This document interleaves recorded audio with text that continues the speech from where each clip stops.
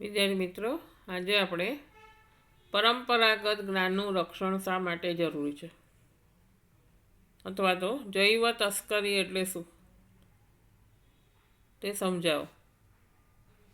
બહુરાષ્ટ્રીય કંપનીઓ અને અન્ય સંગઠનો દ્વારા જૈવ સંપત્તિઓનું જે તે દેશ તથા તેના સંબંધિત લોકોની સત્તાવાર મંજૂરી કે આર્થિક લાભ આપ્યા વગર તેના પેટન્ટનું શોષણ કરે તેને જૈવ તસ્કરી કહે છે. મોટાભાગના ઔદ્યોગિક રાષ્ટ્રો આર્થિક સમૃદ્ધિ ધરાવે છે, પરંતુ જૈવ વિવિધતા અને પરંપરાગત જ્ઞાન અપૂરતું છે. જ્યારે વિકાસશીલ અને અલ્પ વિકસિત દેશો જૈવ સ્ત્રોત માટે જૈવ વિવિધતા અને પરંપરાગત જ્ઞાનથી સમૃદ્ધ હોય છે.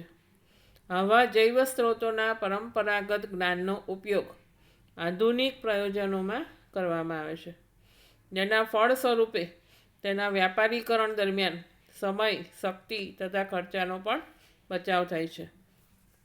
વિકસિત અને વિકાસશીલ રાષ્ટ્રોની વચ્ચે અન્યાય, અપર્યાપ્ત ક્ષતિપૂર્તિ અને લાભોની ભાગીદારી પ્રત્યે સમજદારી પામી રહી છે, જેના કારણે કેટલાક રાષ્ટ્રો પોતાના જૈવ સ્ત્રોતો અને પરંપરાગત જ્ઞાનના પૂર્વ અનુમતિ વગર થવા શોષણ પર પ્રતિબંધ માટેના નિયમો બનાવી રહ્યા છે.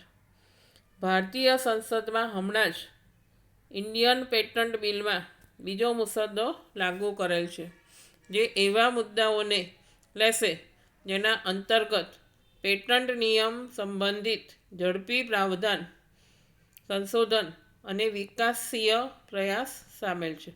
તો વિદ્યાર્થી મિત્રો, આ ચેપ્ટર અહીંયા પૂરું થાય છે.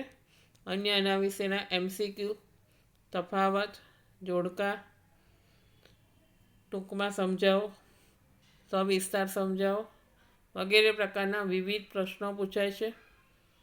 એ પ્રમાણે તૈયાર કરજો.